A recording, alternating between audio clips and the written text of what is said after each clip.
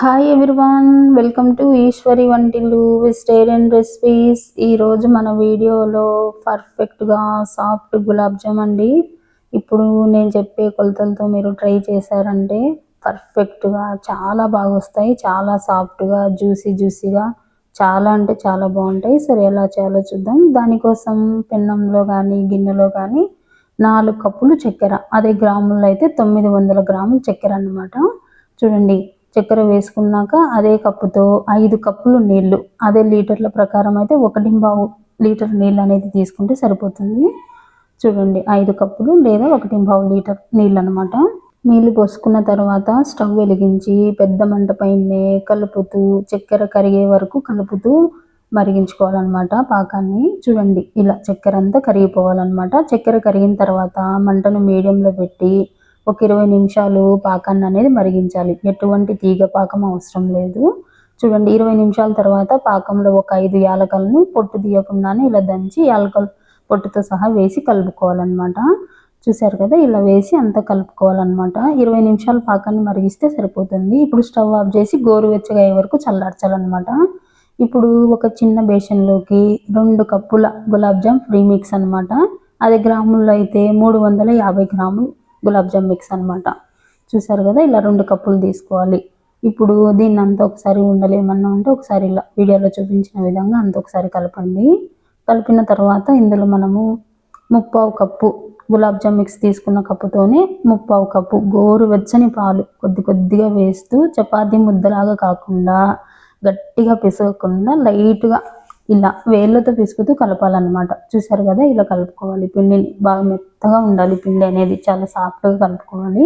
ఇప్పుడు చివరిగా పిండిలో 1 స్పూన్ నెయ్యి వేసుకోవాలన్నమాట. గులాబ్ జామ్ పిండిలో వేసి పిండికి అంతా పట్టేలాగా ఇలా వీడియోలో చూపించిన విధంగా అంతా ఒకసారి బాగా కలపాలన్నమాట.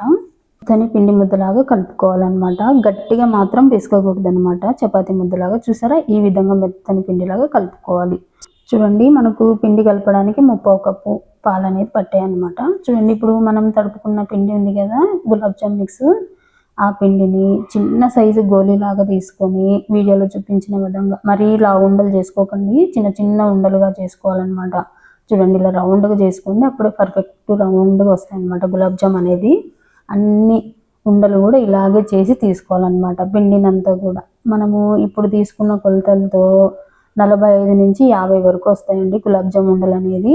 ఉండలు మాత్రం పెద్దగా చేసుకోకండి, మళ్ళీ చెప్తున్నాను. ఎందుకంటే నూనెలో వేయించి తర్వాత పాకంలో నానేసరికి చాలా లావుగా అయిపోతాయి అన్నమాట. అందుకే మీరు చిన్న గోళీ సైజ్ అంతా చేసుకున్నారంటే సరిపోతుంది. చూడండి, ఈ విధంగా ఇదే సైజులో అన్ని ఉండలు చేసి తీసుకోవాలన్నమాట.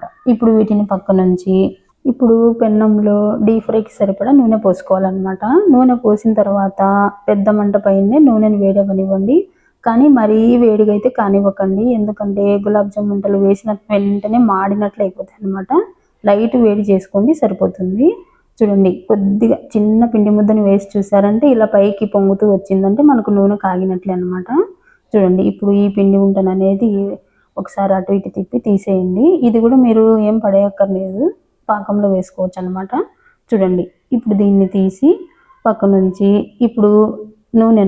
ఇప్పుడు పెన్నానికి సరిపడా గులాబ్ జామ్ ఉండలు అనేది వేసుకోవాలన్నమాట. నూనె మాత్రం అస్సలు పెద్ద మంట పెట్టకూడదు, లో టు మీడియంలో మాత్రమే ఉంచి గులాబ్ జామ్ ఉండలు అనేది వేయించుకోవాలి. మళ్ళీ చెప్తున్నాను, లో టు మీడియం, పెద్దగా అస్సలు పెట్టకండి. వేసిన వెంటనే మాడుతాయి తప్ప లోపల వరకు అస్సలు వేగవన్నమాట. చూడండి, లో టు మీడియంలోనే ఇలా కలుపుతూ ఇలా ఎర్రగా అయ్యే వరకు వేయించి తీసుకోవాలన్నమాట.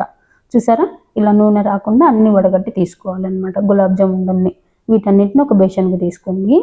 చూడండి, మనము ఫస్ట్ ఎలా అయితే వేయించుకున్నామో గులాబ్ జామ్ ఉండలన్నీ, ఇప్పుడు నెక్స్ట్ అవి కూడా సేమ్ అలాగే వేయించుకోవాలన్నమాట. లో టు మీడియంలోనే వేయించుకోవాలి, అస్సలు పెద్ద మంట పెట్టకండి.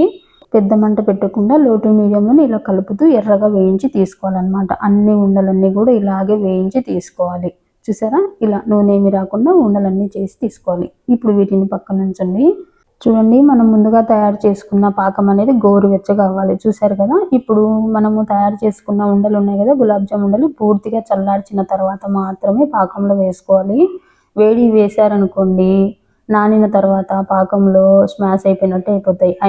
అంటే మెత్తని గుజ్జులాగా అయిపోతాయి అన్నమాట. అన్ని చిదిగిపోయినట్లుగా అయిపోతాయి అన్నమాట. ఇప్పుడు వీటిని నిదానంగా ఒకసారి అంతా కలిపి మూత పెట్టి ఒక 3 గంటలు పాకంలో నాననివ్వండి గులాబ్ జాములను.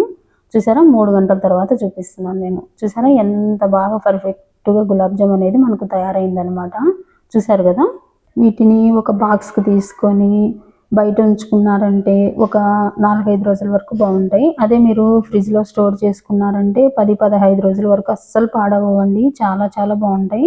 ట్రై చేయండి. మీకు బాగా నచ్చుతాయి. గులాబ్ జాములు పర్ఫెక్ట్‌గా వస్తాయి. ఇప్పుడు నేను చెప్పే ఈ కొలతలతో, టిప్స్‌తో ట్రై చేశారంటే మీకు పర్ఫెక్ట్ గులాబ్ జామ్ అనేది వస్తుందనమాట.